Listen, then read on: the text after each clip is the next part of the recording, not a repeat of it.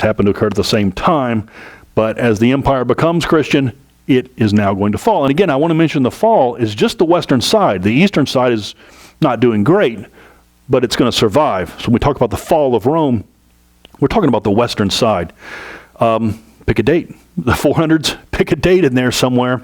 The Goths, some historians pick this one. This is a pretty good one. By 410, Goths have come in and just sacked the city of Rome. The city of Rome is just helpless. You can't stop these Goths. Can't stop them from coming in the empire. You can't stop them from just sacking cities. The real answer to the fall of Rome is, again, this, barbarians. German tribes, Goths and Germans just flooding in unstopped. The Germans come across the Rhine. They come across the Danube. And they are just going to loot and pillage. I mean, they had been crossing for hundreds of years and settling in, but the settling has stopped. Now it's just full-on raiding, and the West collapses. Sometime in the 400s, you pick a date when your town or your area no longer is under Roman control. And again, it's not the West, not the East. It is the West, but not the East. Parts of the East get hit pretty hard, but the East will stay up and will stay a functioning empire, an Eastern empire. Here's a picture, if you want to look at a picture that says 1,000 words. This map here shows you in color all the different peoples moving into the empire, just swarming in. I would start up here in the north, pointing to, on the red line up here, the Franks. They were coming in the 300s. By 400, you've got these German tribes landing in Britain. The Romans will just give up Britain. You've got a group here called the Vandals in blue coming through, starting over here and just sweeping through France, Spain, and actually settling around Carthage.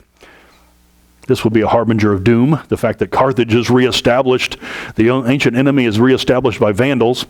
And in the year 455, they actually will sail up and sack Rome again, and that was much worse than the first time. The first one was just the looting. The Vandals are famous for vandalizing, for tearing things up, just pulling down columns as best they can, just tearing everything apart. So the Vandals were quite famous. 455, the sack of Rome there. That's pretty much the end. And then you've got the Goths here, Ostrogoths coming in, and then Visigoths eventually settling in Spain. Actually, you'll see the Visigoths becoming kings of Spain as the empire comes crashing down. And then I'll finish it up with the Huns in green here, coming all the way across Asia, settling in this city right there, led by a guy named Attila at this point as they reach 400, led by a guy named Attila, who will settle into his castle on a place called Buda, with the lower city of Pest down there, so Budapest as his capital of the Huns. And then occasionally he'll just raid in and force the Romans to pay him tribute. And so he becomes the harbinger of doom, that the empire just cannot even stop this man, a new man who has settled in and demanding that the Romans serve him. That would be the definite end. If you're looking for an actual end, around the year 476, there was someone still wearing a crown. There was an emperor wearing a crown in the year 476 when a barbarian will step in and just take his crown from him, and we're done officially by that point. But again, somewhere in the 400s, this thing completely just ground to a stop. But not the eastern side. The eastern side is still functioning. Not doing great, but still functioning. So when you refer to the Dark Ages, the word Dark Ages comes up now. As the Roman Empire collapses in the 400s, the word Dark Ages comes up from the 400s, and then we'll see the light start to come on by 800. You could argue, again, about the word Dark Ages, but whatever the Romans had, this is definitely a Dark Age when the Romans aren't there anymore. Writing does exist, and so historians will argue it's not a Dark Age because the writing still existed. I would argue that it existed among a tiny minority of people, basically churchmen. The Catholic Church will keep writing alive.